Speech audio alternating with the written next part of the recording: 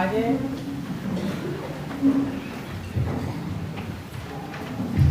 મૌન ધ્યાન સાધના શિબિર પરમાર્થની સમજણ કેળવવા માટે અને એ માર્ગે આગળ કદમ માંડવા માટે આપણે સૌ એકત્રિત થયા છીએ અને પુનિત ક્ષણોમાં આપણું પ્રચંડ સૌભાગ્ય છે કે જેમણે અધ્યાત્મને જીવ્યું છે, વર્ષો સુધી અત્યંત પ્રામાણિક રીતે પરમાત્મા તત્વની ઉપાસના કરી છે અને જેમની સાધનાના પ્રારંભથી લઈને પરાકાષ્ઠા સુધીના પડાવોના અદ્ભુત અનુભવો આજે પણ સાધકોને એક આદર્શ આપે છે એવા પરમ પૂજ્ય અધ્યાત્મ યોગી કલાપૂર્ણ શ્રીશ્વરજી મહારાજ સંસારી પક્ષે સુપુત્ર અને સંયમી પક્ષે સુશિષ્ય એવા પરમ પૂજ્ય કચ્છાધિપતિ આચાર્યદેવ કલ્પતરુ શ્રીશ્વરજી મહારાજ જેમણે પૂજ્યશ્રીની સાથે પૂજ્યશ્રીની સાધનાને નજરો નજર નીરખી છે, પૂજ્યશ્રીના પ્રભુના પ્રેમને એમને પોતાના હૃદયથી પોતાના નયણથી જોઈને પોતાના હૈયામાં વસાવ્યો છે. પૂજ્યશ્રીની અનેક પ્રકારની સાધનાઓ, એ સાધનાઓ એમાં આવનારી પરીક્ષાઓ અને એમાંથી પસાર થયા પછી મળતી પ્રાપ્તિ, પરિણામ અને પરમાત્માનો સ્પર્શ, એ બધા જ પડાવોને જેમણે સાક્ષાત જોયા છે એવા કલ્પતરુ શ્રીશ્વરજી મહારાજ, જે પોતે પણ એક અદ્ભુત સાધક છે, એમના તબિયતની પ્રતિકૂળતા હોવા છતાં આપની વિનંતીથી માન આપીને આજે આ મંગલાચરણ કરવા દ્વારા આપણા ખરેખર સૌભાગ્યને માન આપ્યું છે. સાહેબને વિનંતી કરીએ, પ્રથમ સત્ર મહોપાધ્યાય યશોવિજયજી મહારાજ, જેમના પદો અલ્પાક્ષર અને મહાર્થ, અક્ષર ઓછા હોય અને અર્થ ગંભીર હોય એવા ગુજરાતી પદોની રચના પણ એક શ્લોક કરતાં ઓછા નથી હોતા. એ ગુજરાતી પદોના આધારે આપણે આ સાધનાના માર્ગે 3 દિવસ પ્રયત્ન કરશું. સૌથી પહેલું પદ એનું એક સામાન્ય વિવેચન સાહેબ અનુકૂળતા ન હોવા છતાં વિનંતીને માન આપીને અહીંયા આપણી સમક્ષ કરશે. ત્યારબાદ ગાન, ધ્યાન અને પછી પ્રવચન થશે.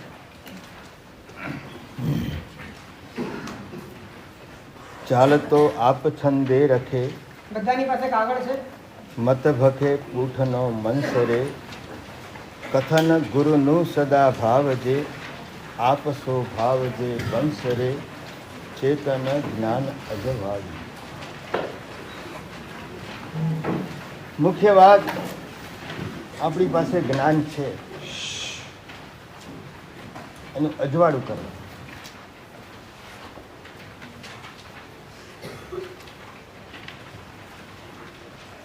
જ્ઞાનના અજવાળામાં જે દેખાશે એ આપણે જ હોઈશું.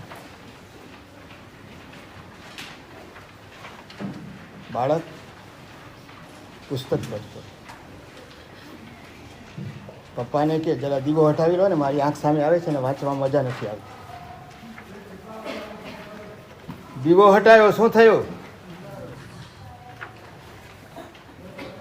દીવો અને અજવાળું અલગ કે એક?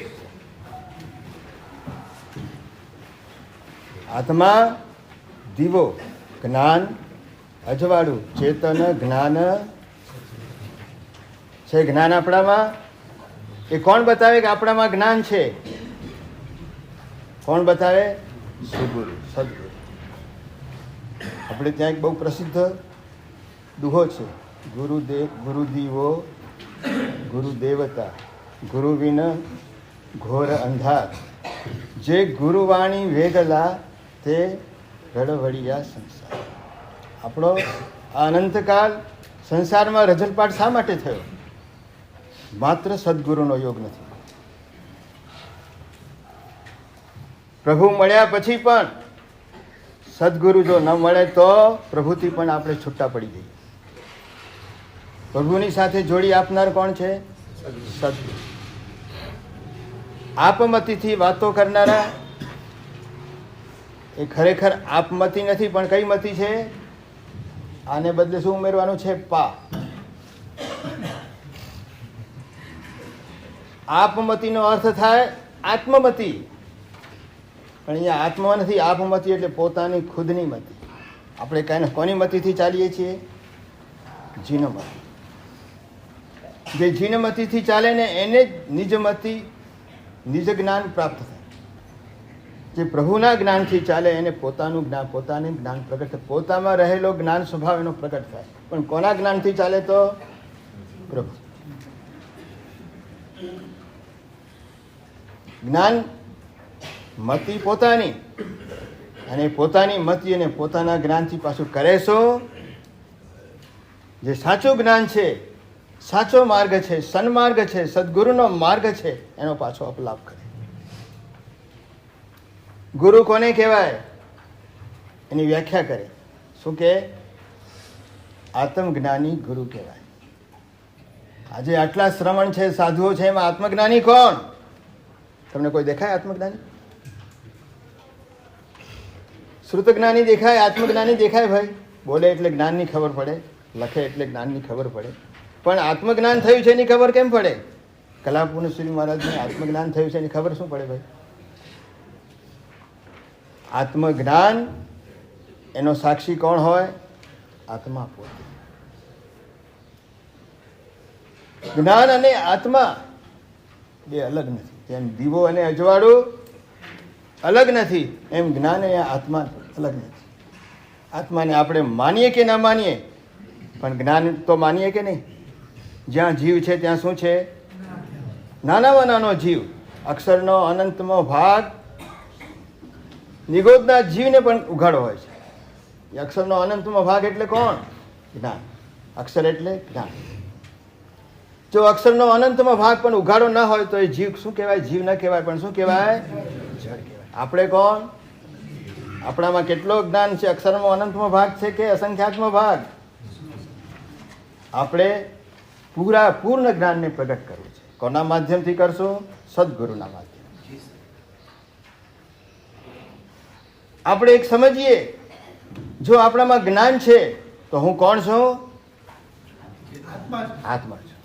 આત્માની બીજી કોઈ ખાતરી, બીજી કોઈ સાબિતી, બીજો કોઈ પુરાવાની જરૂર જ નથી. હવે જ્યાં જ્ઞાન છે ત્યાં આનંદ છે.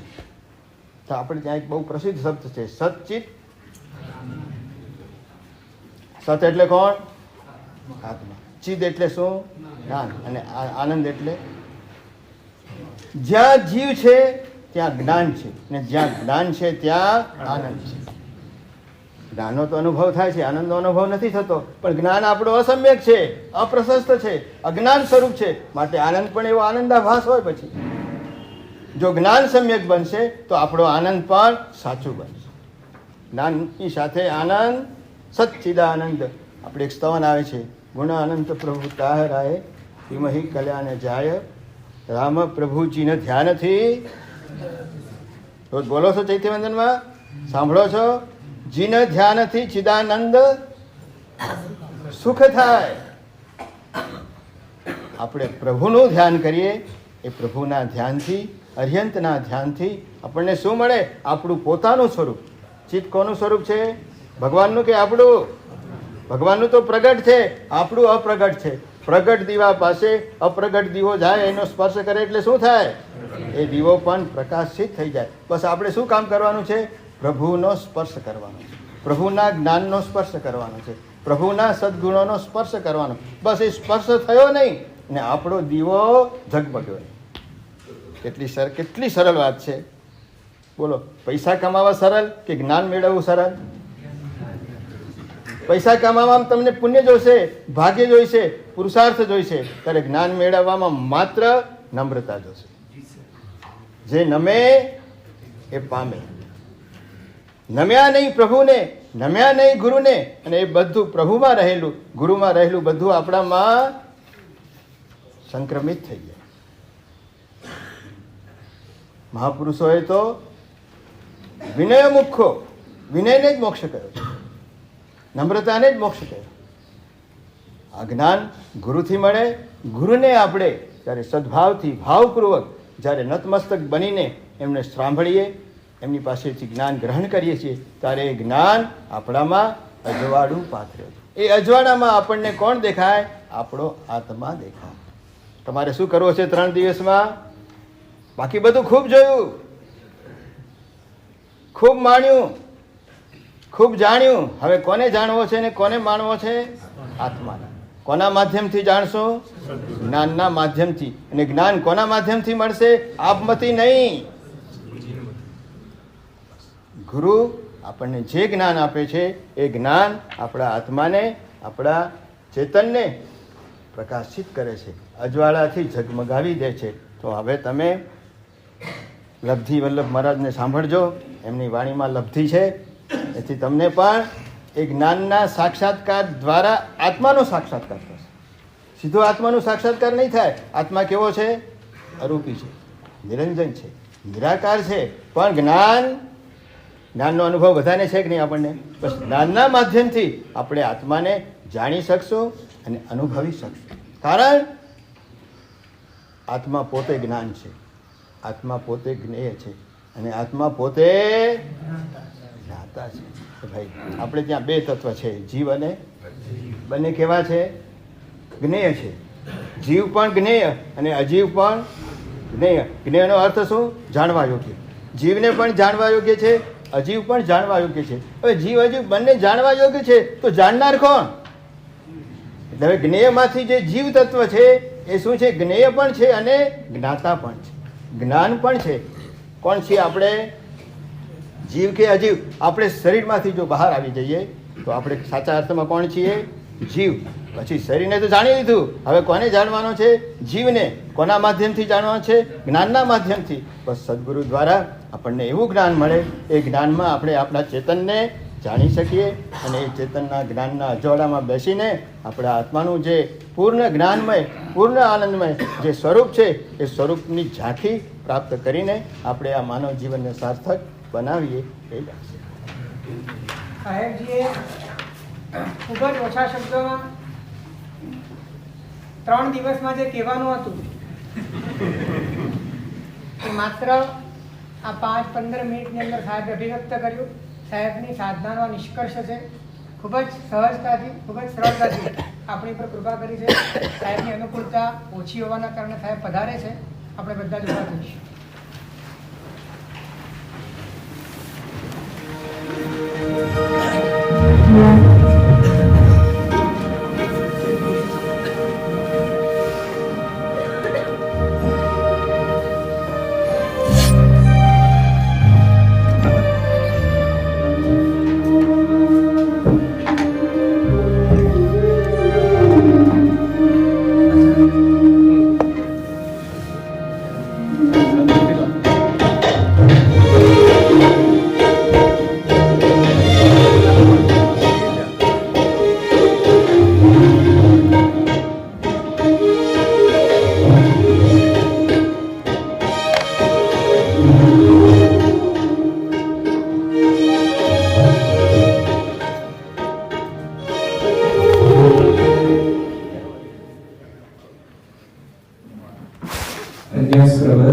परम पूज्य धरती विजय जी महाराज साहब ने नवनीत विजय जी महाराज साहब ने बोला इच्छा में हिमासनो वंदेम जावी चाहे सीधाए पत्नी बना इच्छा में हिमासनो वंदेम जावी चाहे सीधाए पत्नी बना इच्छा सुहराए सुप्रभा शरीर निरावर सुख संगम जात्रा निभो छोजी स्वामी शाखा छेजी भात पानी को लाभ दे दी इच्छा में खमासनो वंदेम जावी चाहे सीधाए पत्नी बना इच्छा रण संधि सर्व अबुद्धियों के अभ्यंतर राजन खानो इच्छा आवेगे आया जंतुची अपत्यम प्रपत्यम धत्ते पाणे विनय व्यवचे आलावे सलावे उच्चासने सम्मासने अंतर्भाषा उगी भाषा जंकीची राज्य विनय परीण सुमम वैरम तुपे जन अहम न जाने तसक्षामि इच्छामि खमासमो वंदे जामि चाहे निसीय बथे नंदामि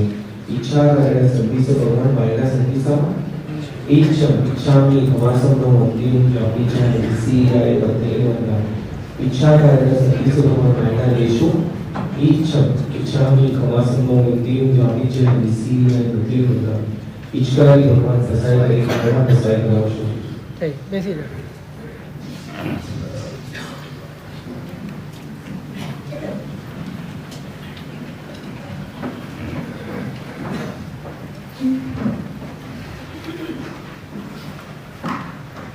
અનાદિકાળથી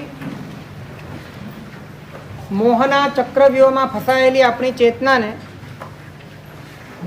ચક્રભેદ કરવા માટેનું શિક્ષણ મેળવવા માટેની આ સાવધાન પળ છે. અનંતકાળથી પોતે જ પોતાનો શત્રુ બનીને રહ્યો છે. પોતે પોતાની સાથે મિત્રતા કરી શકે એવું મેળવન મેળવવા માટેની આ પરિવર્તક પળ છે. ભવભવથી પોતાના સિવાય બધું જ શોધ્યું છે. આ વિશ્વના છપ્પે છપ્પા છાનીને દરેક જગ્યાએ સુખ શોધ્યું છે અને સુખ મળ્યું નથી. દુઃખ મેળવવા માટે પ્રયત્ન કોઈ કરતું નથી. પ્રયત્ન સુખ મેળવવાનો કરે છે, પરંતુ માત્ર લમણે દુઃખ ઝીંકાય છે. સુખ શોધવું જ ન પડે એવી સ્થિતિ ત્યારે સર્જાય છે જ્યારે વ્યક્તિ પોતાને શોધે છે. પોતાને શોધવા માટેની આ શોધક પળ છે, જેને આપણને એક પણ ક્ષણ વેગળા નથી કર્યા, પણ ભવભવથી આપણે જેનાથી વિમુખ રહ્યા છીએ એવા પોતાના નિજ સ્વરૂપથી સંમોહિત થવાની આ સંમોહક પળ છે. અને માટે ભીતરમાં એ ભાવ રાખજો, આપણે માત્ર સાંભળવાનું નથી, માત્ર પદાર્થો લખવાના નથી, પદાર્થો ધારવાના પણ નથી. જે બોલાય એ પ્રમાણે ભીતર પરિણમી જાય, જે કહેવાય એ પ્રમાણે અંદરમાં એક ઢોળાવ આવી જાય, એ રીતે સાંભળવું છે. કોઈ તુલના નથી કરવી, કોઈ કમ્પેરિઝન નથી કરવું, કોઈ પણ પ્રકારના પૂર્વાપર ભાવો એનું અનુસંધાન નથી કરવું. અત્યારે એકદમ તાજા તરોજા થઈને જે કહેવા માંગે છે સદગુરુ, એના આશયને ઝીલીને એ જ ક્ષણે પોતાના ભીતરને એવું બનાવી દઈએ, એવી એક અદ્ભુત સમર્પણની દ્રષ્ટિ આજે આપણે વિકસાવવી છે. અને એ માટે આ મહોપાધ્યાય યશોવિજયજી મહારાજ એમનું આ પદ છે, ચેતન જ્ઞાન અજુવાળીએ, એ નાની સજ્જાઈનું આ પદ છે. એ પદને શનિભાઈના મુખે બધાએ સાથે મળીને એનું ગાન કરવું છે અને એ પછી એના વિવેચનમાં આગળ.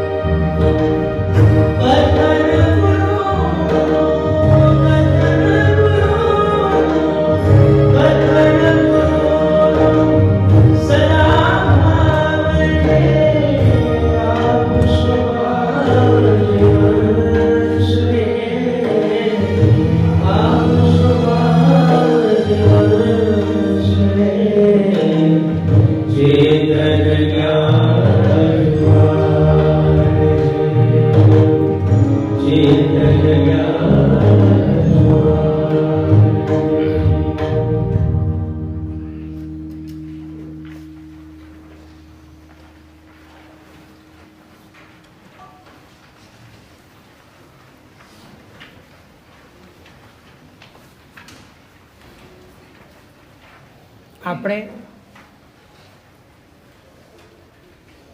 બંધાયેલા છીએ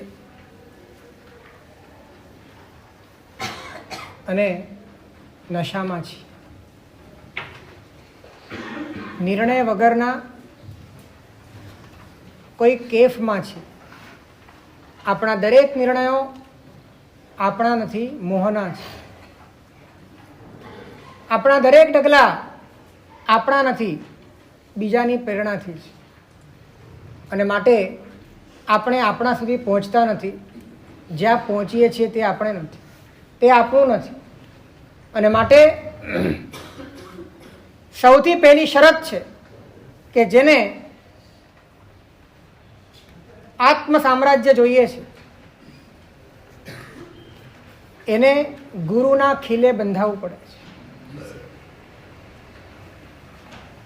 સદગુરુના શરણમાં સરેન્ડર થયા વગર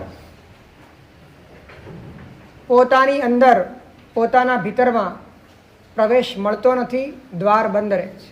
કારણ કે એ આંટીઘૂંટીઓ, એ દરવાજા, એ ગુપ્ત રસ્તાઓ માત્ર સદગુરુને ખબર છે. તમને જે રસ્તા લોભામણા લાગે છે ત્યાં પતન છે, અને જે રસ્તા કઠિન લાગે છે ત્યાં દ્વાર ખુલે છે પરમાત્માનું, દ્વાર ખુલે છે આત્માનું, દ્વાર ખુલે છે આનંદનું. અને એ દ્વાર માત્ર એની ચાવી સદગુરુને ખબર. પરંતુ આ સદગુરુને સમર્પિત થવાની આંતરિક સજ્જતા ક્યારે આવે? સદગુરુની ગરજ કોના ભીતરમાં જાગે? જ્યાં સુધી ગરજ સાચી નથી ત્યાં સુધી સમર્પણ પણ સાચું.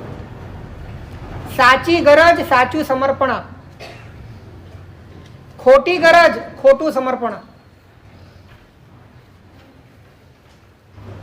જે વ્યક્તિ મુક્ત થવા માંગે છે, મુક્ત થવાની જેને ગરજ છે, પોતાની કૃત્રિમતાથી, પોતાના ક્લેશથી, પોતાના કર્મથી, પોતે પોતાને નથી જાણતો એવા પ્રકારના પોતાના ગૂંચવાડા ભર્યા ભીતરથી જેને મુક્તિ જોઈએ છે, આ મુક્તિની જેને ગરજ છે એને જ અરજ પેદા થાય છે. એના જ ભીતરમાં પારમાર્થિક લોકોત્તર સમર્પણ ભાવ જાગે છે. જેને ગરજ નથી એ વ્યક્તિ સમર્પણ કરીને પણ અધિકાર મેળવે છે ગુરુ ઉપર. જેને ગરજ નથી એ સમર્પિત થઈને પણ પોતાનો ઝંડો ફરકાવે છે. એનું સમર્પણ પણ મુક્ત થવા માટે નહીં, વધુ બંધાવા માટે. કારણ કે એને ગરજ મુક્તિની હતી જ નહીં. મુક્તિની ગરજ વગર જ્યારે તમે શાસનમાં પગ મૂકો છો ત્યારે શાસનને નુકસાન કરો છો, પોતાને પણ નુકસાન. મુક્તિની ગરજ હોય તો જ પ્રભુના શાસનમાં તમારો પારમાર્થિક પ્રવેશ છે, સાચો પ્રવેશ છે. મુક્તિની ગરજ આ વિશ્વની શ્રેષ્ઠ ગરજ છે. અને જેને બંધન સમજાય એને મુક્તિ સમજાય. જેને એવું લાગે કે હું બંધાયેલો છું એને ખ્યાલ આવે કે મારે મુક્ત થવાનું છે. મુક્ત થવું જોઈએ. આપણને બંધન સમજાય છે કે નથી સમજાતું, એક બહુ મોટો પ્રશ્ન. આપણે જે છીએ એ આપણી પોતાની અત્યારની સ્થિતિ આપણને બંધનરૂપ લાગે છે. શું આપણે નવા નવા ચહેરાઓ, નવી નવી આઈડેન્ટિટીઓ, નવા નવા સંયોગો એની સાથે જોડાઈને, પોતાને તેમાં ઢાળીને, પોતે એની સાથે ભળીને સતત ને સતત આપણે પોતાને વેચી મારતા હોઈએ છીએ, સતત આપણે વેચાતા હોઈએ છીએ, સતત આપણે વેરી નાખતા હોઈએ છીએ, અને આ રીતે આપણે બંધાયેલા છીએ? આ વાતનો અહેસાસ જ્યારે આ જીવને થાય છે ત્યારે એના ભીતરની અંદર મુક્તિની ગરજ ઉપડે છે, મુક્તિની ઝંખના આવે છે, અને એ ઝંખના જ સમર્પણના દ્વાર ઉઘાડે છે. એ ઝંખના શરણાગતિના પોતાના ભીતરની અંદર એક સૂઝ ઉત્પન્ન કરે છે, અને એને ખ્યાલ આવે છે કે આ મારા બસની વાત નથી, કારણ કે હું પોતે એકદમ કરપ્ટેડ છું, હું પોતે ઇફેક્ટેડ છું, મારી ઉપર મોહનું સામ્રાજ્ય છે, મને આમાંથી મુક્ત કરી શકે જે મુક્ત થયેલા હોય તે, અને મુક્ત થયેલા હોય તે વિતરાગ છે, નિર્ગ્રંથ ગુરુ છે, અને ત્યાં સ્વાભાવિક રીતે પોતાના ભીતરની આંતરિક શરણાગતિ સહજ રીતે ઉત્પન્ન થાય છે. ત્યાં સમર્પણ ભાવ લાવવા માટે કોઈ સૂત્ર ગોખવા પડતા નથી, કોઈ વાંચન કરવું પડતું નથી. પોતાની ગરજ જ્યાં હોય ત્યાં સમર્પણ આવી જાય છે, અને મુક્તિની ગરજ એ જ પરમાત્માના શાસનનું સમર્પણ છે.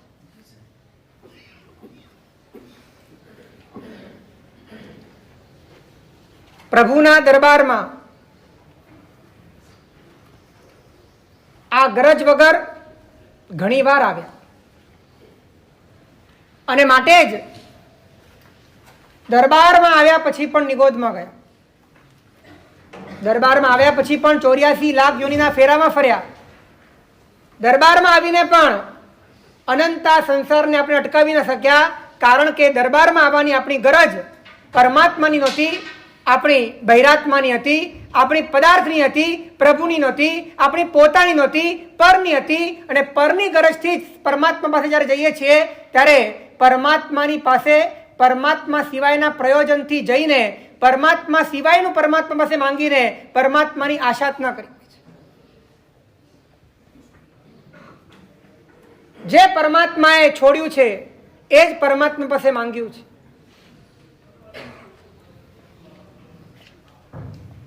પરમાત્માએ જેને હેય કીધું છે એ જ મને ઉપાદેય લાગ્યું છે. પરમાત્માએ જેને દુઃખ કીધું છે એમાં જ મને સુખ લાગ્યું છે.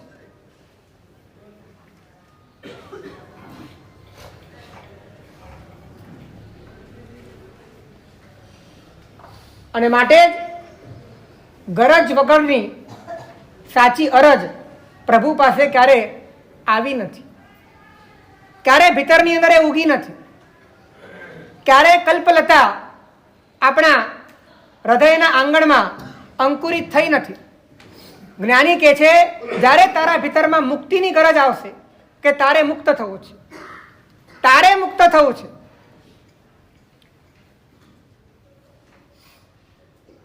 શરીરને મુક્ત કરવાની વાત નથી, જ્ઞાનને મુક્ત કરવાની વાત છે. તું જ્ઞાન છે અને તારું જ્ઞાન અટવાયેલું છે. તારું જ્ઞાન કોઈક ને કોઈક બાહ્ય પદાર્થોની અંદર ઢળી ગયું છે, ભળી ગયું છે, વળી ગયું છે. અને એ જ્ઞાન એ બંધનમાં ફસાઈ ગયું છે. જ્ઞાન પોતે બંધનરૂપ બની ગયું છે. એ બંધનમાંથી જ્ઞાનને પોતાના સ્વરૂપમાં લાવીને એને મુક્ત કઈ રીતે કરવું એની ઝંખના જ્યારે ભીતરમાં છે ત્યારે મુક્ત થયેલા મહાત્માઓને જોઈને ભીતરના રોમ રોમ અંદરમાં જાગી ઉઠે, પ્રફુલ્લિત થઈ જાય, અંદરમાં આનંદ આનંદ છવાઈ જાય. કારણ કે એને લાગે કે મને આ બંધનમાંથી, મને આ ચુંગાલમાંથી મુક્ત કરી શકે એવું એકમાત્ર આલંબન છે.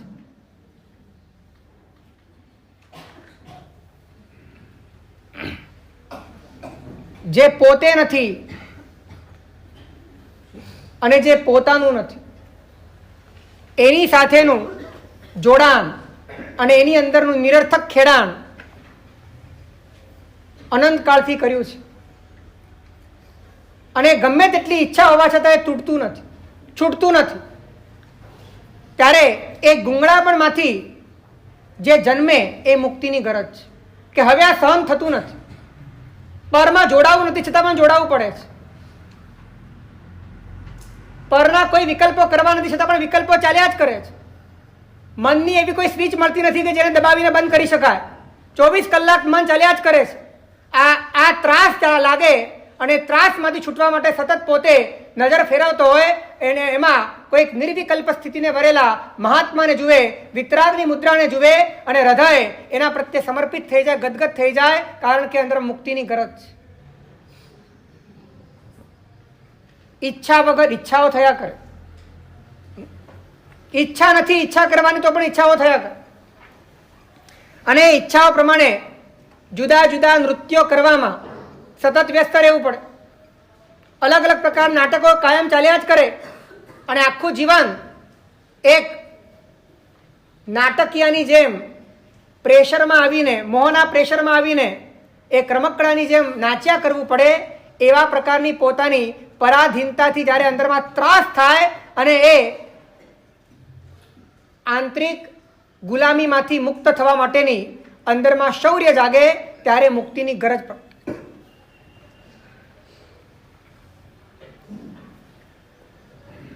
કોઈ પણ પ્રકારની લાગણીઓ થાય, ઇનર પ્રેશર આવે અને એ પ્રમાણે તમારે ધકેલાયા કરવું પડે, એ પ્રમાણે ધક્યા કરવું પડે, એ પ્રમાણે ધીકતા રહેવું પડે.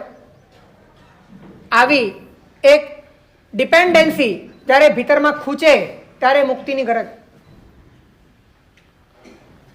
ઠેક ઠેકાણે નવા નવા ચહેરાઓ બનાવીને જીવવું પડે. સુપરફિશિયલ જિંદગી કેદ જેવી લાગે અને પોતાની વાસ્તવિકતા એની ક્યારે ફરસી જ નથી. પોતે એનો ભીતરની અંદર અજંપો થયા કરે અને સતત પોતે શોધમાં હોય કે આ રસ્તો ક્યાંથી મળશે મને. અને ત્યારે પરમાત્માના શાસન પર, પરમાત્માના પથ ઉપર ચાલનારા સદગુરુ ઉપર ભીતરથી અભાવ જાગે અને સમર્પણ ભાવ જાગે.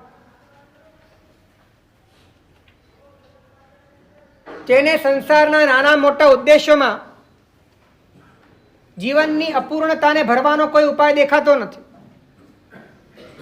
અને સર્વ ઉદ્દેશ્યથી મુક્ત થવાનો જ એક ઉદ્દેશ્ય રહ્યો છે, એને જ મુક્તિની ગરજ છે.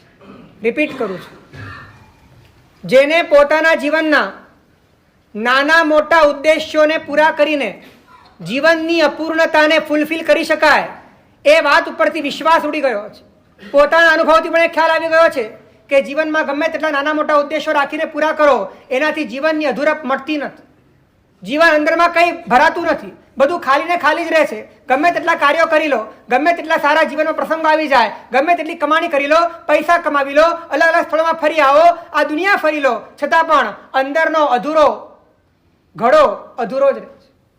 આ અધૂરા કોઈ નાના મોટા ઉદ્દેશોને પૂરા કરીને ક્યારે પણ પૂરી થવાની નથી. આ વાત ઉપર જે નિર્ણય પર આવી જાય અને બધા ઉદ્દેશ્યોથી મુક્ત થવું છે એવા ઉદ્દેશ્ય પર જેને પોતાના જીવનનો સાચો ધ્યેય સમજાય અને એ માટે કઈ રીતે ઉદ્દેશ્યથી મુક્ત થવું, કઈ રીતે ઈચ્છાઓથી મુક્ત થવું, કઈ રીતે અભિપ્રાયોથી મુક્ત થવું, એની જેના ભીતરમાં શોધ ચાલતી હોય અને એ શોધ મારા પોતાના બસની વાત નથી. જે આ માર્ગે ચાલી ચૂક્યા છે એમના હાથે, એમની સાથે મારી આ શોધ પૂરી થવાની છે એ વાત જ્યારે એને સમજાય છે ત્યારે સદગુરુ પ્રત્યેનું સમર્પણ ભાવ હૃદયમાં જાગે. મારે પૂછવું છે કે ખરેખર આપણને મુક્તિની ગરજ છે? આપણને એવું લાગે છે કે આપણે બંધાયા છે, આપણી કૃત્રિમતા આપણને નડે છે, આપણી આઈડેન્ટિટીઓ એ આપણને આર્ટિફિશિયલ લાગે છે. જીવનમાં સતત જુદા જુદા લોકો, જુદા જુદા પદાર્થો, જુદી જુદી વસ્તુઓ અને જુદા જુદા ભાવોમાં પોતે પોતાની કોઈ વાસ્તવિકતાને સ્પર્શતો નથી અને માત્ર એક ફંફોસ્યા કરે છે અને પોતાનો ટાઈમ બગાડ્યા કરે છે, માત્ર ટાઈમ પાસ કર્યા કરે છે અને કશું જ હાથમાં આવતું નથી. એવી પોતાની પોકળ જિંદગી પ્રત્યે અંદરમાં કોઈ અભાવ થાય છે.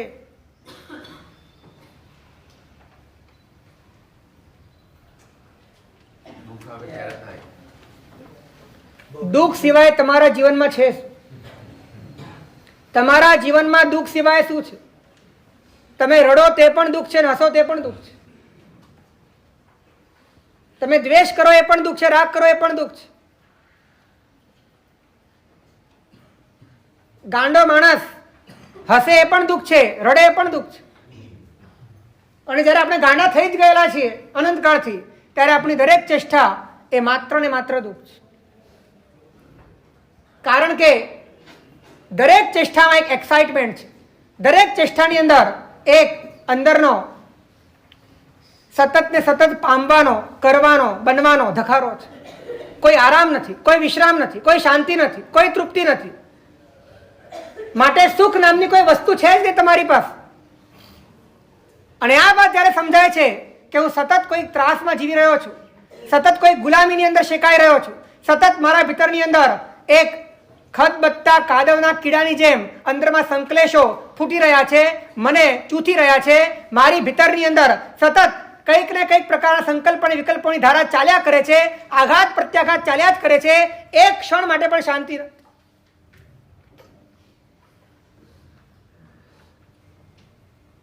પોતાના આ દુઃખથી જે બાજ આવી જાય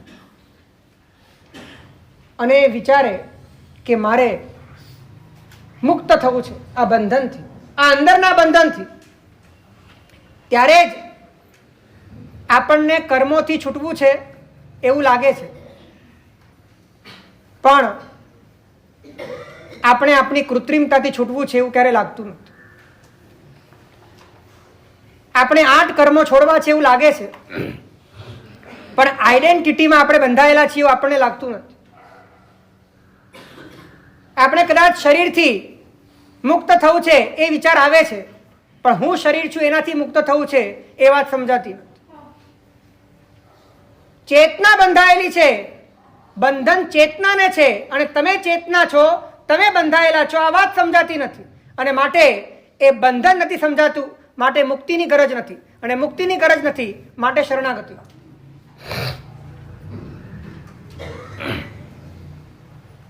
એક વાત ધ્યાનમાં રાખજો, મુખ્ય બંધન છે ને 2 પ્રકારના છે. પોતાને જાણતો નથી અને બીજા વગર પોતાનું ચાલતું નથી. પોતાને જાણતો નથી એ આંધળો છે, અને બીજા વગર પોતાને ચાલતું નથી એ પાંગળો છે.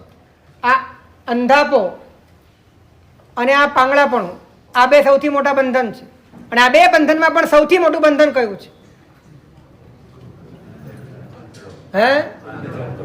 આંધળો.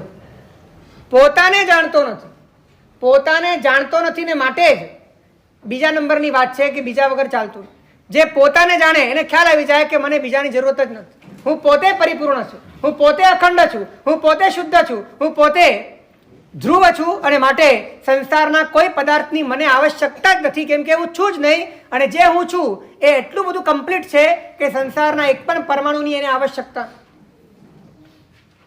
2 બંધન સૌથી ખતરનાક છે. નંબર 1, પોતાને જાણતો નથી એ બંધન છે.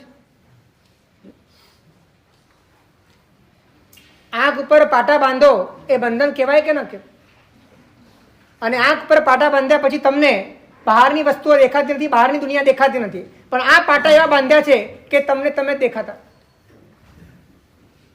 અને તમને તમે નથી દેખાતા એનાથી મોટું આ દુનિયાનું કોઈ બંધન હોઈ ન શકે. તમે તમારાથી મિસપ્લેસ થાવ એનાથી મોટું દુનિયામાં કોઈ બંધન હોઈ ન શકે.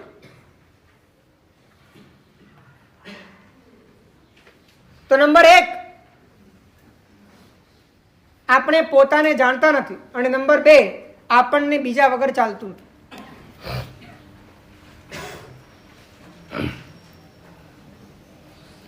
પોતાના ભીતરમાં સતત અનુભવાતા આ બંધનોની સામે જ્યારે વિદ્રોહ ફાટી નીકળે છે, ત્યારે જૈન શાસનના બધા જ યોગો, પરમાત્માની બધી જ વાતો, શાસ્ત્રોના સંદર્ભો અને સદગુરુના કથન તમને અંદરથી સમજાય છે. ત્યારે એ તમારી ગરજનો ખોરાક છે, ત્યારે તમારી ભૂખને સંતોષવા માટેની એ થાળી છે, ત્યારે તમારી પ્યાસને બુઝાવવા માટેનું પાણી છે. ત્યાં સુધી પરમાત્મા શાસનની લોકોત્તરતાનું મૂલ્યાંકન કરી શકવાની શક્તિ, કરી શકવાનું સામર્થ્ય આપણા ભીતરમાં પ્રગટતું જ નથી.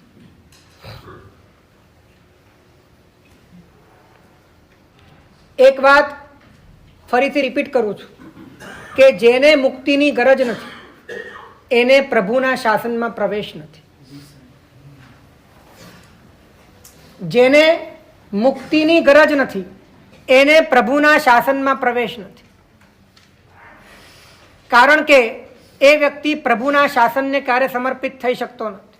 જે આત્મ સમર્પિત થઈ શકે એ શાસન સમર્પિત થઈ શકે, અને જે શાસન સમર્પિત થઈ શકે એ આત્માની અનુભૂતિ પર જઈ શકે. અને જેની અંદર ક્યારે સાચું સમર્પણ ભાવ જ ના આવે તો એ અર્યંતો મહદેવો બોલે છે, જાવત જીવમ સુસાહુણો બોલે છે, જીને પન્નત્તમ તત્તમ એ સંમત્તમ મેં ગયમ બોલે છે, પણ એ માત્ર બોલવાની વાત છે. એ એટલા માટે બોલે છે કે આ કુળમાં હું જન્મી ગયો છું અને હું જૈન છું, અને લોકો પણ મને આ રીતે જ ઓળખે છે, અને જે કુળમાં આપણે જન્મ્યા હોઈએ એનું ગૌરવ હોવું જોઈએ, એનું અભિમાન હોવું જોઈએ, એ માટે ઝંડો ફરકાવવો જોઈએ, બીજા નીચા અને આપણે ઊંચા એવું કરવું જોઈએ, અને એ માટે અરિયંત મારા દેવ છે, એ માટે નિર્ગ્રંથ મારા ગુરુ છે. અને એ માટે કેવલી પ્રજ્ઞપ્ત ધર્મ એ મારો ધર્મ છે. મને મારી ગરજથી ક્યારે ધર્મ સમજાયો નથી.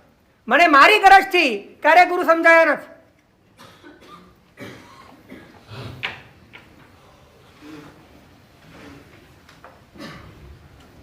સાચી વાત કહું છું કે ખોટી વાત કહું છું? તમને વિરોધ હોય તો નોંધાવજો. પ્રશ્ન કરવાની તમને છૂટ છે. 3 દિવસ મૌન રાખવાનું છે. કમ્પ્લીટ મૌન. અને મૌન જીભના મૌનથી, વચનના મૌનથી મનના મૌન સુધી પહોંચવું છે. પણ તમને એક છૂટ છે કે પ્રવચનમાં તમને કોઈને પણ પ્રશ્ન થાય, ભાઈ હોય કે બહેન હોય, કોઈને પણ પ્રશ્ન થાય પૂછવાની છૂટ છે. પણ રિલેવન્ટ પ્રશ્ન હોય તો જ પૂછજો. આડાઅવળા પ્રશ્ન પૂછતા.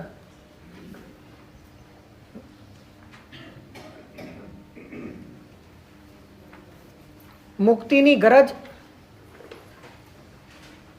વગર જ્યારે આપણે પરમાત્માના શાસનમાં આવી જઈએ છીએ ત્યારે શાસનમાં આવીને ધીરે ધીરે પોતે પોતાની ખીચડી પકાવવાનો ધંધો શરૂ કરીએ.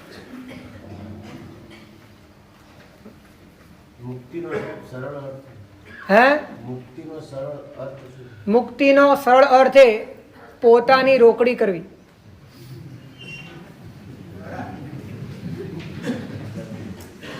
સમજાયું કે નહીં સમજાયું? પોતે છે પણ પોતાના અનુભવમાં પોતે નથી. અને આનાથી મોટું કોઈ બંધન નથી. તો પોતે પોતાના હાથમાં એકદમ રોકડી રીતે આવે એનો પ્રયત્ન કરવો. પોતાના અનુભવ માટેની પ્યાસ થવી અને એના માધ્યમે અનુભૂતિ સુધી પહોંચવું. અને જ્યારે પોતે પોતાને જાણે ત્યારે ખ્યાલ આવે કે બંધન નથી પણ મુક્ત છે.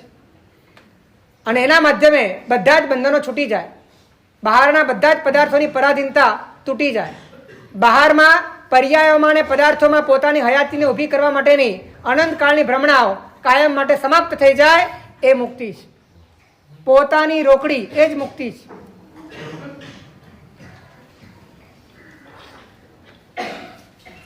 પૈસા તો ઘણા રોકડા કર્યા, જવાબ ઘણા રોકડા આપ્યા, પણ આપણે ઉધાર રહ્યા. આપણે આપણી પાસે જ ઉધાર રહ્યા. આપણે જ્યારે આપણી પાસે રોકડા આવી જશું બસ ત્યારે કોઈ થોકડા વાંચવાની જરૂર નહીં પડે. ત્યારે આ સંસારના કોઈ બંધનોમાં ફસાવા માટે આપણને દુનિયાના નિમિત્તો લાલાયિત નહીં કરી શકે. કારણ કે આપણી પાસે આપણા ભીતરની અંદર એ પરમાત્મા તત્વ એટલું બધું પરિપૂર્ણ છે કે એને સ્પર્શ્યા પછી બીજી કોઈ અધૂરપ રહેતી નથી જીવનની અંદર. અને આ પૂર્ણતાની પ્યાસ જેના ભીતરની અંદર જાગે છે, પોતાની અપૂર્ણતાઓને જોઈને, પોતાના બંધનને જોઈને, પોતાની અશુદ્ધતાઓને જોઈને, જેના ભીતરની અંદર એ શુદ્ધતા, એ પૂર્ણતા, એના માટે અંદરમાં સત્વ જાગે છે, ઝંખના જાગે છે, ઈચ્છા જાગે છે. અને એક પણ ક્ષણ હવે મારી કૃત્રિમતામાં, મારી બનાવટમાં મારે નથી રહેવું. મારે મારી સત્યતાને, મારા નિજી સત્યને પામવું છે. આ ભીતરમાં જેને સતત ભાવ જાગે છે, સતત આ ધારા ચાલે છે, સતત આ આગ અંદરમાં ઉઠે છે, એ વ્યક્તિ પરમાત્માને જોઈને ગદગદ થાય છે. ગુરુને જોઈને એના રોમાંચ થાય છે.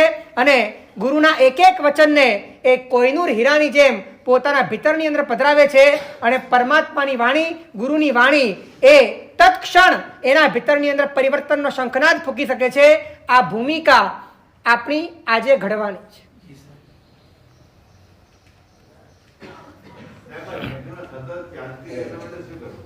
શું કહો છો? આ ઝંખના સતત ચાલતી રહે એના માટે શું કરવું? આ ક્યારેક ક્યારેક જાગે, ક્યારેક મટી જાય છે.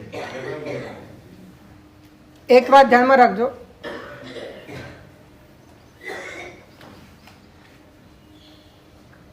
જે ઝંખના આવે અને જાય એ ઝંખના જ નથી.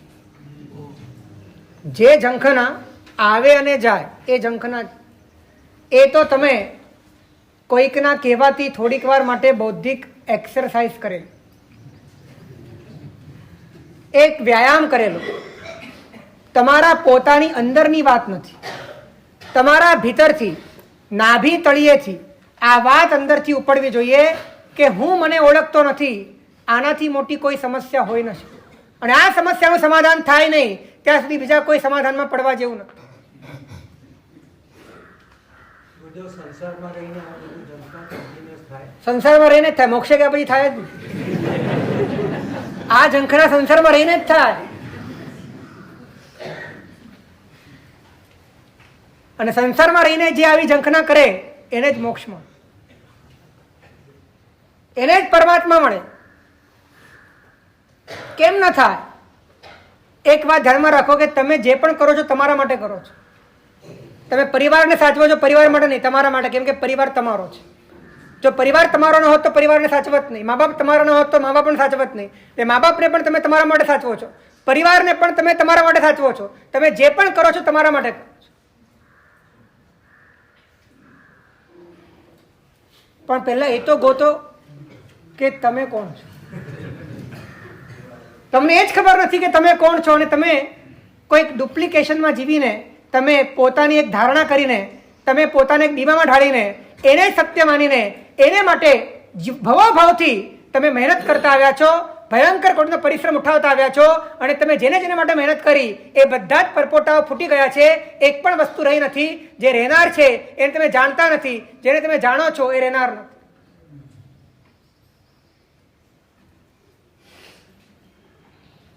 તો પોતાના સદાકાલ રહેનાર, સદા તકનાર એવા પોતાના અસ્તિત્વ માટેની જ્યારે પ્યાસ જાગે, એ મુક્તિની ગરજ છે, એ મુક્તિની અરજ છે, એ સાચી ઝંખના છે, એ સાચી તડપ છે, એ પવિત્ર પ્યાસ છે. અને આ પવિત્ર પ્યાસ એ જ તમને મોક્ષ માર્ગની અંદર ડગ ભરાવી શકે, એ જ તમને પરમાત્માના પથ ઉપર લાવી શકે. આના સિવાયની કોઈ પણ રુચિથી જો તમે પરમાત્માના શાસનમાં આવ્યા, તમે શાસનને નુકસાન કરશો, તમે તમને પણ નુકસાન કરશો. હે એક મ્યાનમાં બે તલવારના, એક ગુફામાં બે સિંહના, એવી રીતે એક સાથે બે રુચિના. હા, બની શકે તમારા જીવનમાં કદાચ આકર્ષણ પરનું હોય પણ રુચિ પરની ના, કદાચ ખેંચાણ પરનું હોય પણ આસ્થા પરની ના, કદાચ તમારા સંયોગો અને તમારા આચારો એ કદાચ પરમાત્માની આજ્ઞા પ્રમાણે ના હોય, પરંતુ તમારી રુચિ એ પરમાત્મા તત્વની જ હોય. ત્યારે મોક્ષ માર્ગમાં તમારા મંડાણ થઈ શકે. જુદું પડે.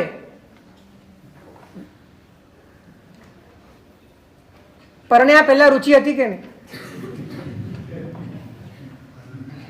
પરણ્યા પહેલા રુચિ હતી કે નહીં? એ રીતે મિલન થતા પહેલા કે જીવનમાં સંપૂર્ણપણે એ પરિણત થતા પહેલા પણ પરમાત્મા તત્વની રુચિ એ બીજ છે. આ બીજમાંથી જ અંકુર ઉગે છે, અને આ અંકુરમાંથી જ વૃક્ષ ઉગે છે, અને એમાંથી જ છેલ્લે નિર્વાણનું ફળ. બીજ રુચિ છે. હું એમ નથી કહેતો કે આચરણ જીવનમાં ના જો. તમને ગરબડ કરવાની આદત બહુ છે. જીવનમાં આચરણ જોઈએ, પણ આચરણ પાછળનો આશય મુક્તિની ગરજ હોવો જોઈએ. આપણે આચરણ પણ કંઈક બીજા આશયથી, ભળતા થળતા આશયથી કરી નાખીએ છીએ. આચરણ કરીએ તો લાગે કે ધાર્મિક છે, આચરણ કરીએ તો ખબર પડે કે આ વ્યક્તિ બહુ સજ્જન છે, આચરણ સારું કરીએ તો ખબર પડે કે આપણે બીજા બધા કરતા કંઈક શ્રેષ્ઠ છીએ.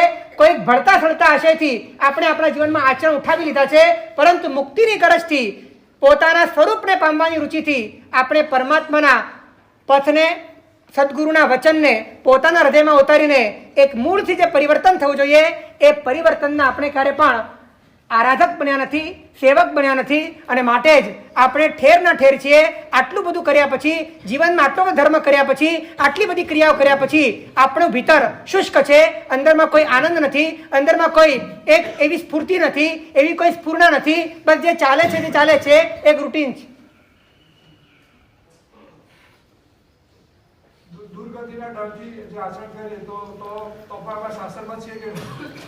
મુક્તિની ગરજ હોય અને દુર્ગતિનો ડર રાખો. મુક્તિની ગરજ હોય અને એ ગરજ તમને અંદરથી પ્રેરતી હોય કે તારે પરમાં જવું નથી, અને પરમાં ન જવા માટે તમે ડરતા હો, ત્યારે એ ડર પણ તમારો આરાધના છે, પણ મુક્તિની ગરજ નથી. અને તમને માત્ર ભૌતિક સુખોનો લાલચ છે અને ભૌતિક દુઃખોનો ડર છે, ત્યારે એ દુઃખોનો ડર પણ તમારા માટે પાપના અનુબંધ પેદા કરે છે. ફરીથી અભવ્યો પણ નરકના દુઃખથી ડરે છે.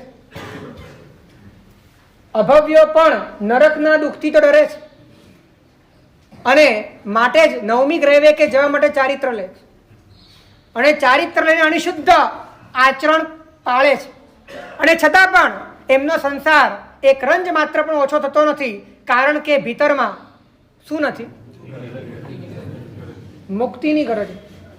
પરમાત્માએ બતાડેલા બધા સાધનો જો તમારી રુચિ સાચી હશે તો બધા સાચા નીવડશે, જો રુચિ ખોટી હશે તો બધા ખોટા નીવડશે. પાપનો ભય પણ સાધન છે, આજ્ઞાનું સ્મરણ પણ સાધન છે, અપાયના વિચાર કરવા એ પણ સાધન છે, લોક સ્વરૂપનું ચિંતન કરવું એ પણ સાધન છે, ભાવના ભાવી એ પણ સાધન છે અને દેવ ગુરુ અને ધર્મની સેવા કરવી એ પણ સાધન છે. તમામ સાધનો એ જો સાચા નીવડવા હોય, એને જો સત્રૂપે પરિણામ આવવા હોય, જો એને મોક્ષ માર્ગની અંદર મુક્તિના કારણ બનાવવા હોય તો તમારા ભીતરની અંદર બીજ સાચું જોઈશે અને સાચું બીજ એ છે કે તમને ગરજ મુક્તિની હોય. જેને મુક્તિની ગરજ નથી એ વ્યક્તિ શાસનનો ઉપયોગ પણ સંસાર માટે કરે છે અને જેને મુક્તિની ગરજ છે એ સંસારનો ઉપયોગ પણ શાસન માટે. ફરીથી, જેને મુક્તિની ગરજ નથી, જેને પોતાના સ્વરૂપની રુચિ નથી, જેને પોતાના સાચા અસ્તિત્વની પ્યાસ નથી, એના સિવાય કોઈક બીજી જ આલતુ ફાલતુ વાતોમાં રસ છે, એ વ્યક્તિ શાસનનો ઉપયોગ પણ સંસાર માટે કરશે અને જેને મુક્તિની ગરજ છે, જેને અસ્તિત્વની પ્યાસ છે, એ સંસારનો ઉપયોગ પણ શાસન માટે.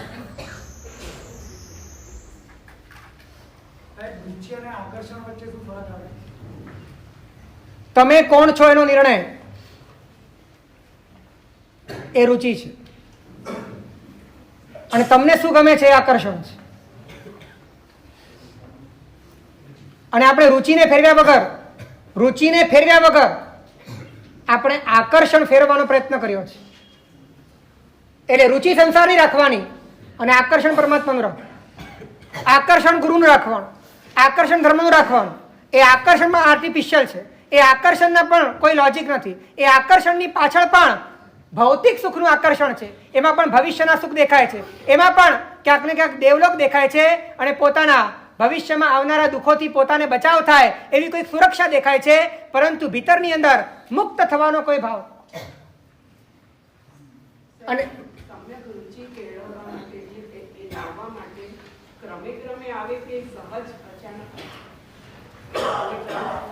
રુચિ આવે સહજ, વિકસે પુરુષાર્થથી.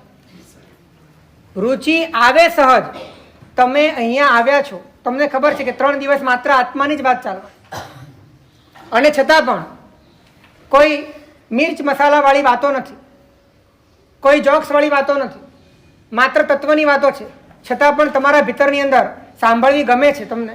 તમારી માન્યતાઓ, તમારી આસ્થા પલટાય, તમારી કલ્પનાઓ પર પ્રહાર થાય. તમે વર્ષોથી જે ઘૂંટીને આવ્યા છો એ તોડી ફોડીને ભૂક્કો થઈ જાય, છતાં પણ તમે સામે ચાલીને આવ્યા છો તો ભીતરમાં ક્યાંક ને ક્યાંક ભીતરમાં રુચિ છે. હવે રુચિનો વિકાસ એ પુરુષાર્થથી થઈ શકે છે અને રુચિ જેમ જેમ વિકસિત થતી જાય તેમ તેમ તમારી સંક્રાંતિ પરમાંથી સ્વ તરફ, પદાર્થમાંથી પરમાત્મા તરફ, પર પરિણતિમાંથી આત્મ પરિણતિ તરફ એ ધીરે ધીરે થાય છે. મુખ્ય તમારી ગરજ કઈ બાજુની છે એના આધારે રુચિ નક્કી થાય છે. રુચિનું પ્રમાણપત્ર એ છે કે તમારી ગરજ તમારા પોતાના અસ્તિત્વ માટેની કઈ છે.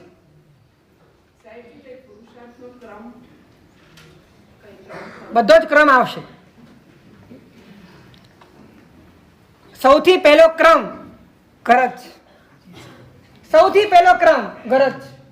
ગરજ નથી તો બાકીના બધા જ ક્રમ અક્રમ છે અને ચક્રમ છે.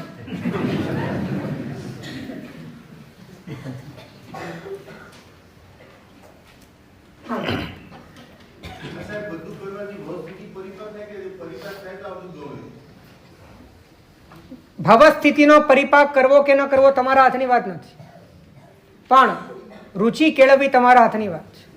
અને જ્ઞાની એમ કહે છે કે જેનો રુચિ થઈ ગઈ એનો ભવસ્થિતિનો પરિપાક થઈ જ ગયેલો જાણો. એટલે આપણે કાળને પકવવાની મહેનત કરવા કરતા કાળજાને પકવવાની મહેનત કરવા છે.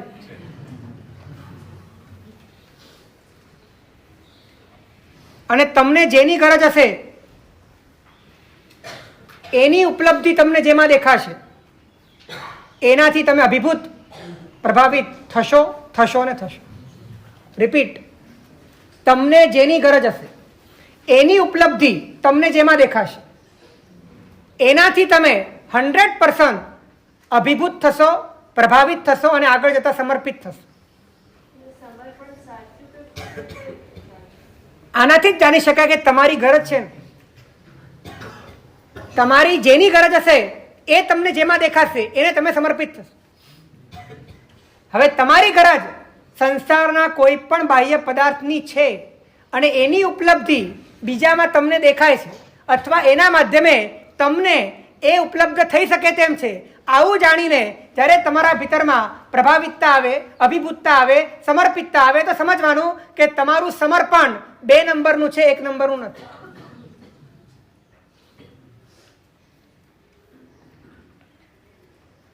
જો તમારી ગરજ ભૌતિક હશે તો તમારું સમર્પણ સાંસારિક હશે અને જો તમારી ગરજ આધ્યાત્મિક હશે તો તમારું સમર્પણ પણ આધ્યાત્મિક હશે.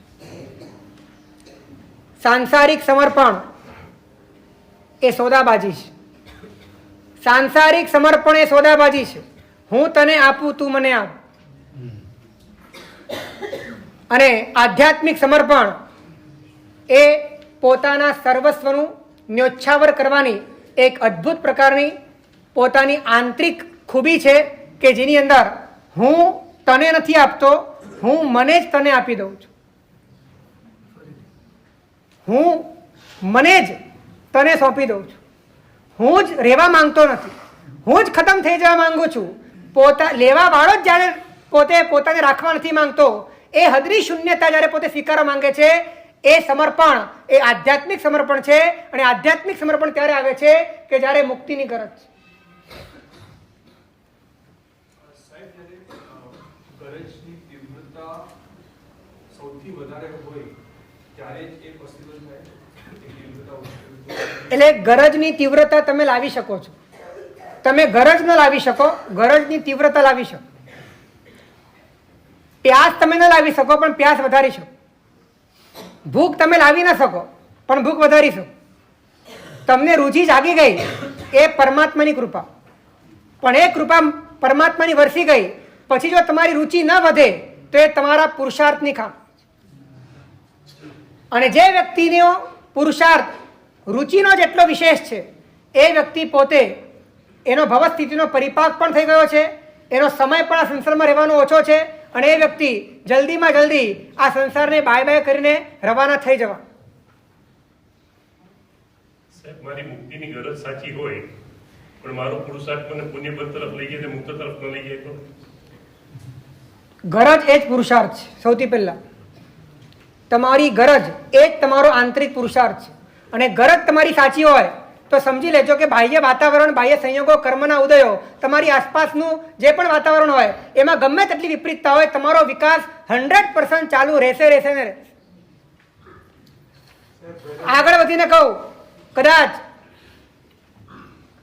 જેની ભીતરમાં રુચિ હોય, રુચિનો વિકાસ થઈ ગયો હોય અને કર્મના ઉદય એ દારૂડિયો હોય તો પણ એનો વિકાસ ચાલુ છે. કદાચ એ જુગારી હોય તો પણ એનો વિકાસ ચાલુ છે. કદાચ એ પ્રહારી હોય તો પણ એનો વિકાસ ચાલુ છે. એમને એમ દ્રઢ પ્રહારી એક દિવસમાં રૂપાંતરિત ન થઈ જાય. ભીતરમાં કંઈક ચાલુ હતું, ભીતરમાં કંઈક ચાલુ હતું અને ચાલુ હતું માટે જ ક્લિક થઈ ગયું, પરમાત્મા મળ્યા અને રૂપાંતરિત થઈ. આપણને તો પરમાત્મા કેટલી વાર મળ્યા, કશું થતું જ નથી. અને કારણ કે આપણા ભીતરમાં રિસેપ્ટિવિટી નથી, અને રિસેપ્ટિવિટી નથી એનું કારણ એ છે કે આપણા ભીતરમાં ગરજ નથી. ગરજ કંઈક બીજી વસ્તુઓની છે, કોઈક વ્યક્તિની છે, કોઈક વાતાવરણની છે.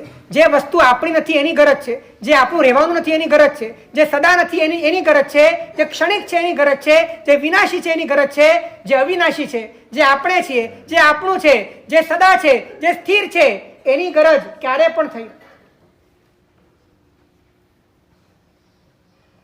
ગરજ ઊંધી છે માટે અરજ ઊંધી છે અને માટે ફરજ પણ ઊંધી છે.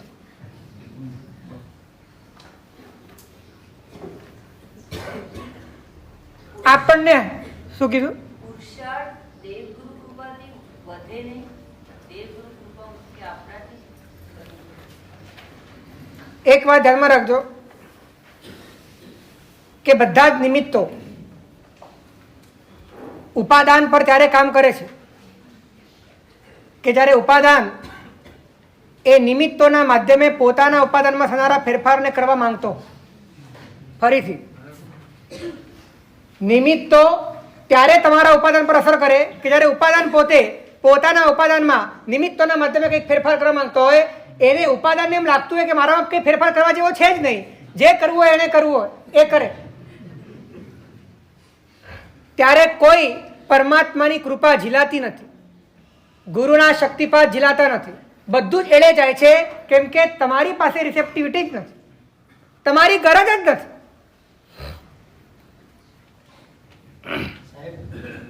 साहब, आपने कहा कि मुक्ति के लिए खुद को जानना जरूरी है और खुद को जानने का तरीका क्या है? सब तरीका आएगा, પણ ખુદને જાણવાનો તરીકો સૌથી પહેલા તો એ છે કે ખુદ જ ન રહે. ખુદ રહેશે ત્યાં સુધી ખુદને જાણવાનો કોઈ તરીકો નથી. અને ખુદ ન રહે એ માટે જ સૌથી પહેલી વાત આ વખતે સમર્પણ દ્રષ્ટિની રાખી. કારણ કે તમારા ભીતરમાં એ પાત્રતા નહીં હોય તો આ બધો જ વરસાદ દરિયામાં સમાઈ જવાનો છે, ધરતી ભીની નહીં થાય.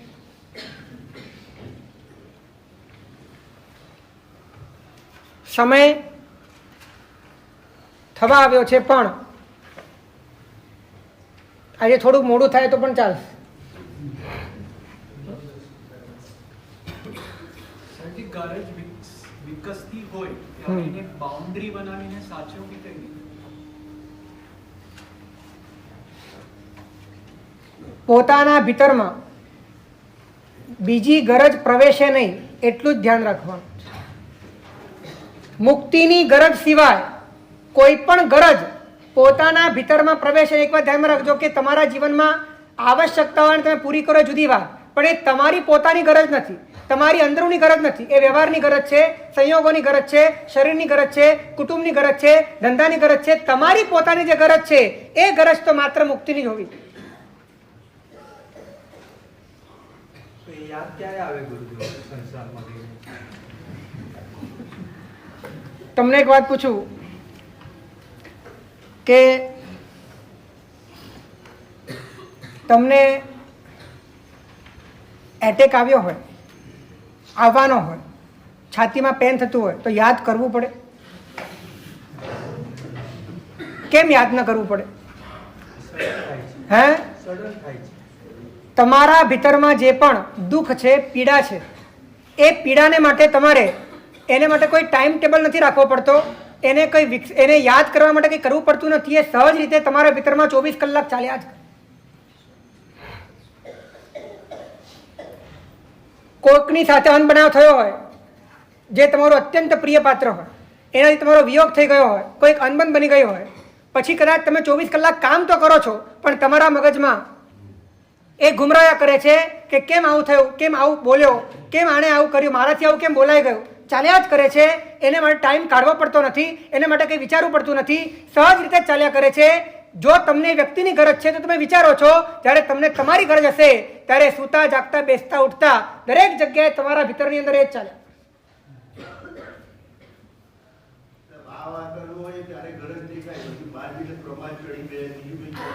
એનો અર્થ એ છે કે હજી ગરજ જ નથી.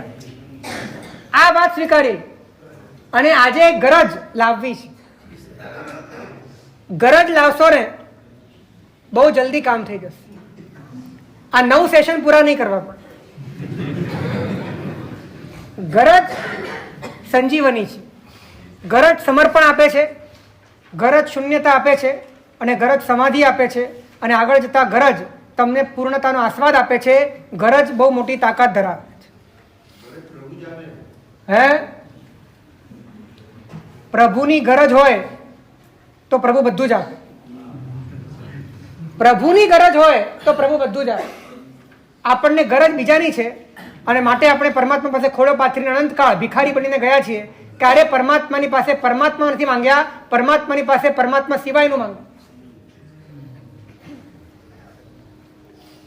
આપણે કેવી કેવી ગરજોથી પરમાત્માની પાસે ગયા છે. આપણે કદાચ શાંતિથી વિચારીએ તો આપણને આપણી ઉપર એતરાજ આવે, આપણને આપણી ઉપર હસવું આવે, આપણે આપણી પર ઘૃણા થાય કે કેવી કેવી ગરજથી આપણે પ્રભુ અને ગુરુ પાસે પગ મૂક્યા.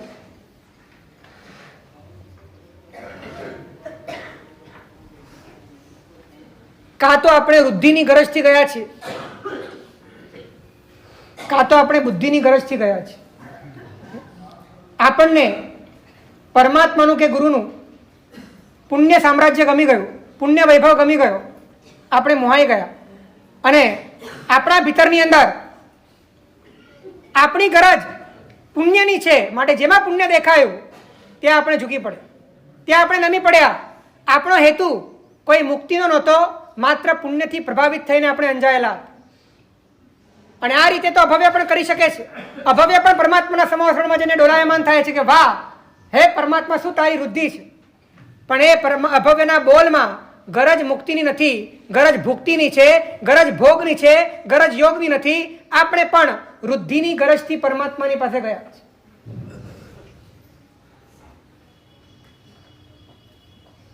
જેનો પુણ્ય વૈભવ જોરદાર હોય એ આપણને મહાન લાગે.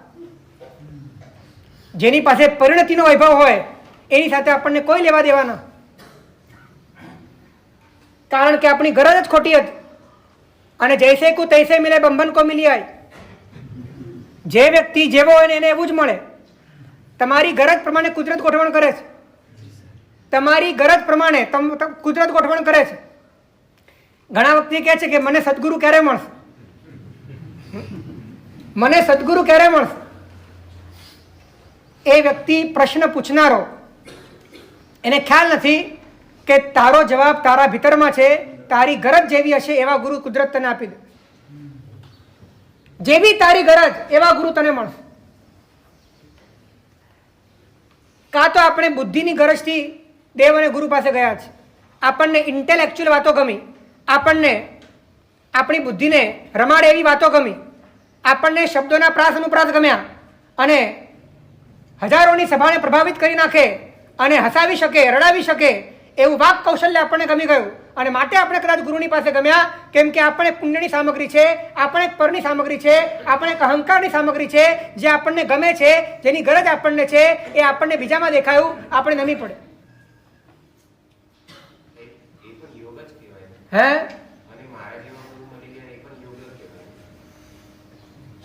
તમને તમારા જેવા ગુરુ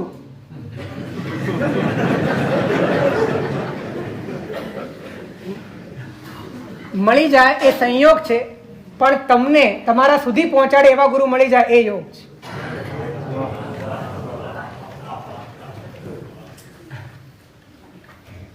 સંયોગ તો બહુ થઈ ગયા. અચેવ પરમ ગુરુ સંજોગ. આ યોગથી જ પરમાત્માનો સંયોગ થાય છે, આ યોગથી જ પરમાત્માની સંક્રાંતિ થાય છે.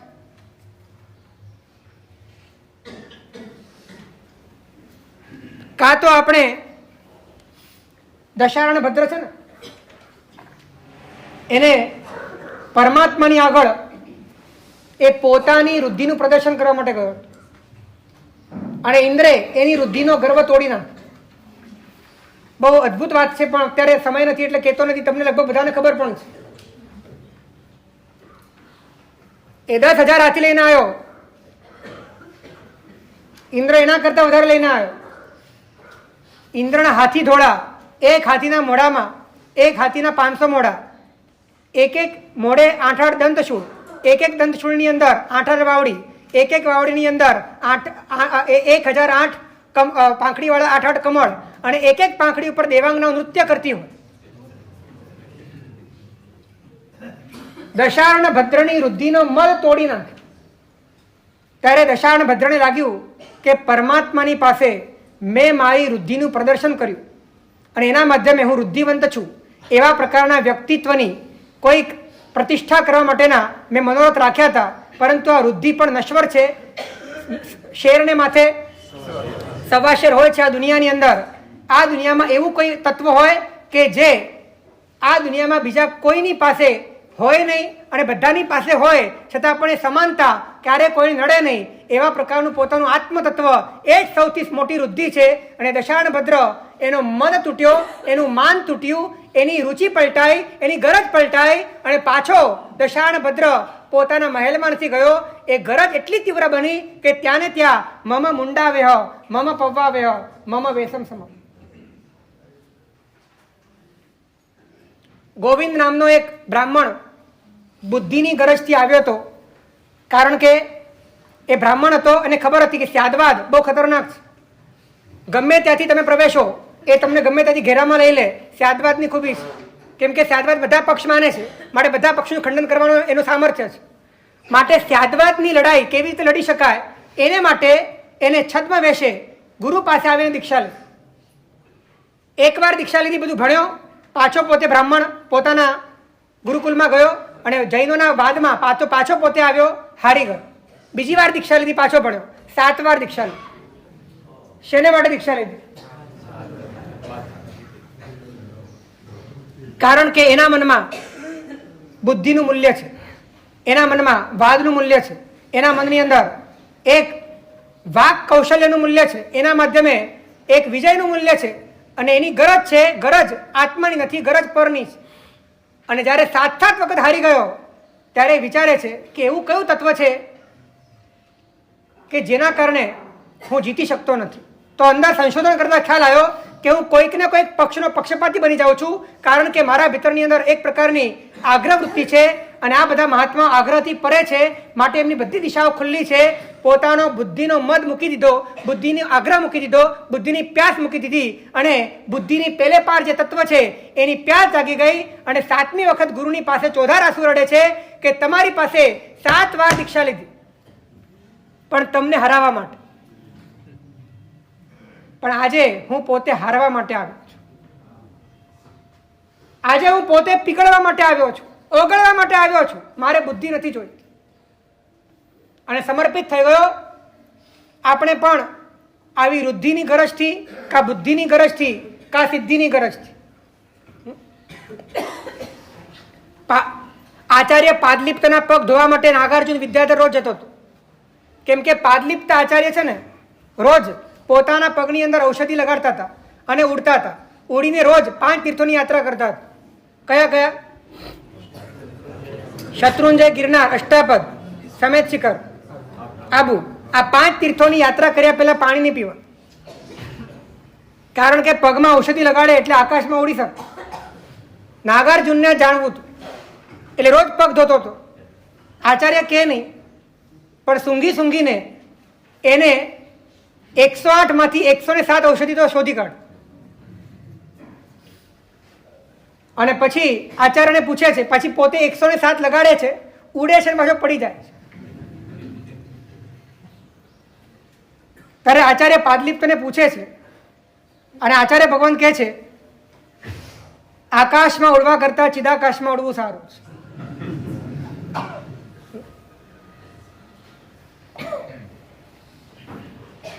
એક વાત ધ્યાનમાં રાખજો કે લાયક વ્યક્તિ હોય ને એ કદાચ અન્ય આકર્ષણથી ખેંચાય, પણ જો લાયક હોય તો એ આકર્ષણ છૂટી જાય અને પરમનું આકર્ષણ આવ્યું. જો લાયક હોય તો એને માટે સમવસરણ છે, એને માટે જ આચાર્યોના આડંબર છે, એને માટે જ વરઘોડાઓ છે, એને માટે જ પરમાત્મા શાસનની બાહ્ય વ્યવસ્થાઓ છે. પણ મૂળ વાત આ છે કે એને લાવવો છે મુક્તિની ગરજમાં.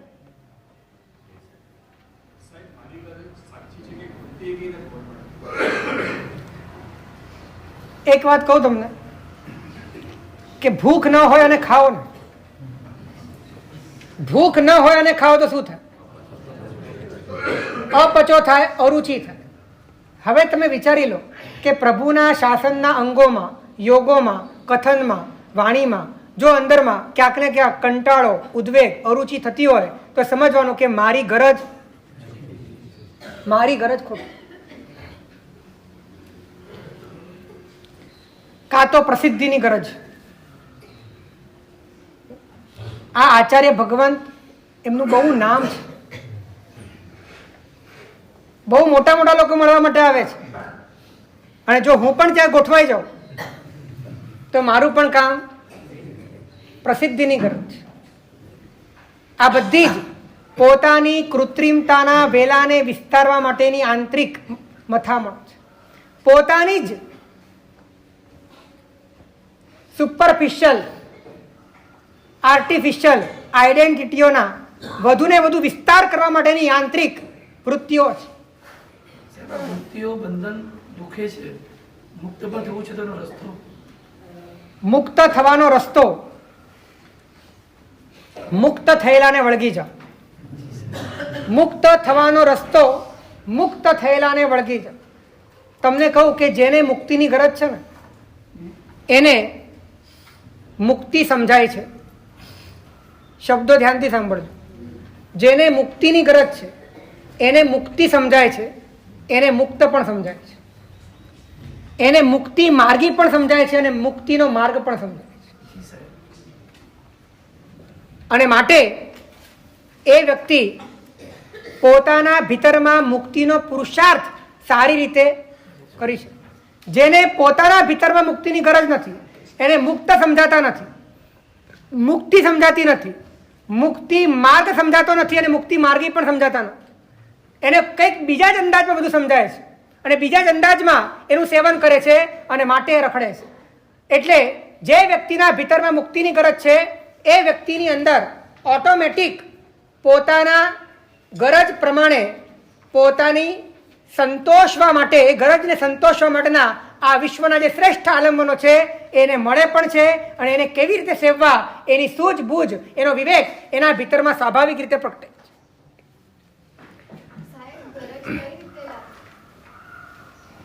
ગરજ કઈ રીતે રાખવી?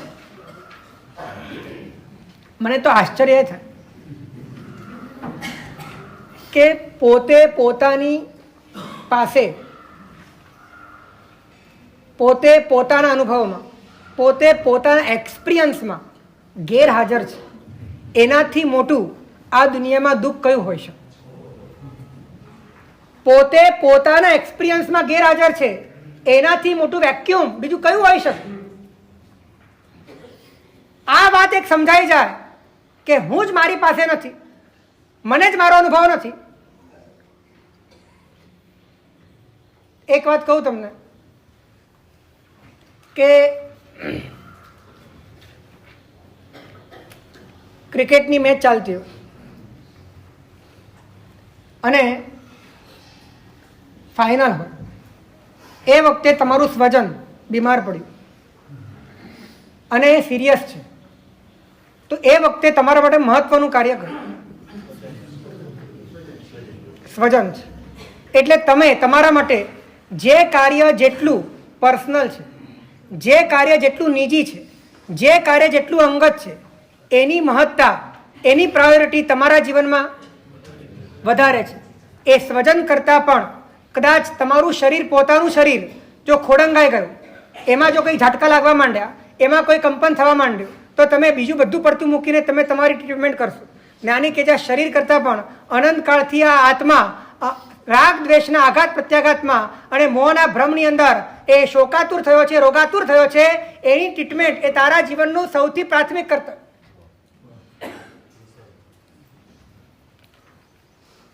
પણ આ વાત જ્યારે અંદર સ્વીકારમાં જ નથી આવતી કે હું બંધનમાં છું.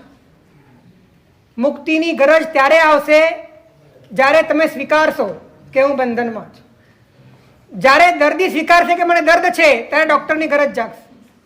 ફરીથી બંધનનો બોધ મુક્તિની ગરજ પેદા કરશે, રોગનો બોધ એ ઈલાજની રુચિ પેદા કરશે. એવી રીતે અનંતકાળથી હું મને જાણતો નથી એ સૌથી મોટું બંધન છે આ વાત સમજાશે ત્યારે પરમ તત્વની, પરમાર્થની અને પરમાર્થ દેશક સદગુરુની રુચિ પ્રગટશે. આપણે અનંતકાળથી વૃદ્ધિની, કા બુદ્ધિની, કા સિદ્ધિની, કા પ્રસિદ્ધિની, કા પ્રીતિની, આપણને પ્રીતિની પણ ગરજ છે. ઘણી વખત બીજી કોઈ ગરજ નથી, પણ આ સંસારની અંદર નિસ્વાર્થ ભાવે પ્રેમ આપનાર કોઈ નથી અને એ પ્રેમ કદાચ મહાત્મા આપે છે. તો ચલો આપણે જઈએ, આપણને સંભાળે પંપાળે આપણી સામે જુએ અને 4 શબ્દ સારા બોલે, એ માટે પણ આપણે ગયા છે.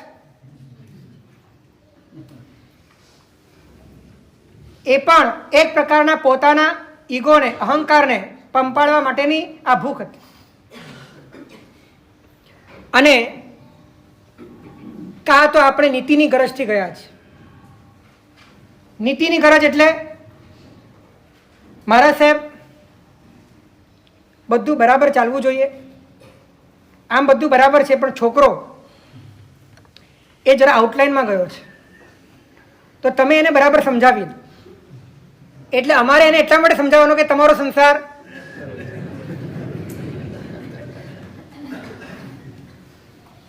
તમારી સંસારની રણનીતિઓ એના હાથા તરીકે અમારો યુઝ તમે ઘણીવાર કર્યો છે. આ બધી જ ગરજ તમારી પોતાની ભૌતિક અને સાંસારિક ગરજ છે. તમારી પોતાના માટેની, તમારા એકચ્યુઅલ એક્ઝિસ્ટન્સ માટેની ગરજ ક્યારે નથી આવી. અને એનું કોઈ મહત્વ છે એવું પણ નથી લાગતું. એનું મહત્વ કેટલું છે, કેટલું બધું છે, એનું જ મહત્વ છે, બાકી કશું જ મહત્વનું નથી. એ વાત અગ્રે કરશું. સમય થઈ ગયો છે એટલે ધ્યાન આ સેશનમાં નથી થયું. આના પછીના સેશનમાં ધ્યાન લઈશું અને આની ગરજની મહત્તા કેટલી છે, આ આત્મતત્વ કેટલું મહત્વનું છે, આના વગર બધું જ નકામું છે, બધું જ શૂન્ય છે, એ વાતને સમજવાનો પ્રયત્ન કરશું.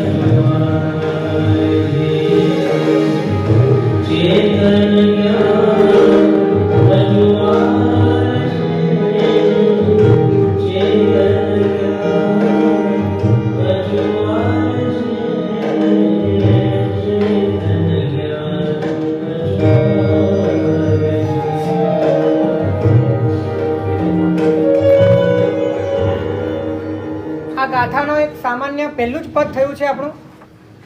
પહેલું પદ પણ પૂરું થયું નથી, પણ એનો એક સામાન્ય અર્થ કહી દઈએ. ચાલ તો આપ છંદે રખે, તું પોતાની બુદ્ધિથી ભૂલે ચૂકે પણ ચાલતો રખે, એટલે ભૂલે ચૂકે પણ તું તારી બુદ્ધિના નિર્ણયથી ચાલતો નહીં. મત ભખે પૂંઠનો મનસરે, અને કોઈકના પીઠ પાછળ કોઈની પણ ખરી ખોટી કરતો નહીં, નિંદા કરતો નહીં, કૂથળીઓ કરતો નહીં, કોઈને પણ દુનિયાને કોઈ પણ પ્રકારના અભિપ્રાયો આપતો નહીં. માત્ર કથન ગુરુનું સદા ભાવે, ગુરુ જે કહે છે એને તું તારા ચિત્તમાં સતત વાગોળ્યા કર, અને એના માધ્યમે અંતર્મુખ થઈને આ મનુષ્યનો જન્મ, આ જે કુળમાં તું અવતર્યો છે, મનુષ્ય તરીકે જન્મ ધારણ કર્યો છે, એને શોભાવજે અને તારા પોતાના જ્ઞાન સ્વરૂપને અજવાળજે. આ એક સુંદર ભાવ આની અંદર ગૂંથાય. ચાલો, ખાસ બે જાહેરાત. જે પણ નવા શિબિરાર્થીઓ આવ્યા છે એમને કાર્યાલય પાસેથી પોતાનો આઈડી કાર્ડ લઈ લેવો અને કીટ લઈ લેવી. અને અત્યારના સેશન પછી નવકાશની વ્યવસ્થા રાજપુરીની ભોજનશાળામાં રાખેલ છે. ગ્રાઉન્ડ ફ્લોર પર બહેનો માટે અને ફર્સ્ટ ફ્લોર પર ભાઈઓ માટે જેને પણ રિયાઝનું એકાંશનું આપેલ હોય એની વ્યવસ્થા ગ્રાઉન્ડ ફ્લોર પર રાખી છે.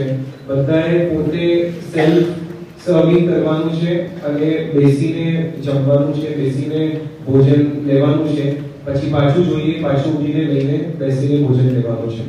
તો ખાસ આપણે બીજા સત્ર માટે 9:30 વાગે સત્ર શરૂ થાય એ 10 મિનિટ પહેલા આ જ પ્રવચન હોલની અંદર આવી જઈએ અને અત્યારે આપણા ઉપકારી ગુરુદેવ પરમ પૂજ્ય પન્યાસ પ્રવર્ત લગદી વલ્લભ વિજયજી મહારાજ સાહેબને ગુરુવંદન કરીએ. ખૂબ જ કૃતજ્ઞતાની સાથે સાહેબજી પ્રવચન હોલમાંથી પ્રસ્થાન કરે પછી આપણે બધા અહીંયાથી રવાના થશું. ઈચ્છામી ખમાસનો વંદિયો જામી જાય સિયાય રખે બતાવી. ઈચ્છામી ખમાસનો વંદિયો જામી જાય સિયાય રખે બતાવી.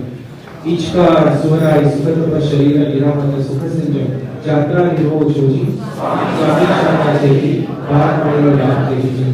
ઈચ્છામી ખમાસનો વંદિયો જામી જાય સિયાય રખે બતાવી. ઈચ્છા કરે સંધિ સતોવન હોઠ્યો ને બેતર આયો ખામ્યો ઈચ્છમ ખામી આયો. જનકીચી અપત્ય પ્રપત્ય બધે પાણે વિણે વ્યા વચ્ચે આલાવે સલાવે ઉચ્ચાસ અને સમાસને અંતર ભાષાએ ઉભી ભાષાએ જનકીચી મંચર વિણે પરિગ્રહ સુમો બાબાયો તુબ્બે જાણવા અમુન જાણતી દસ ઈચ્છામી ખમાસનો વંદિયો જામી જાય સિંહ અને વગે હતા. પચખાણ નૌકાર થી આંબે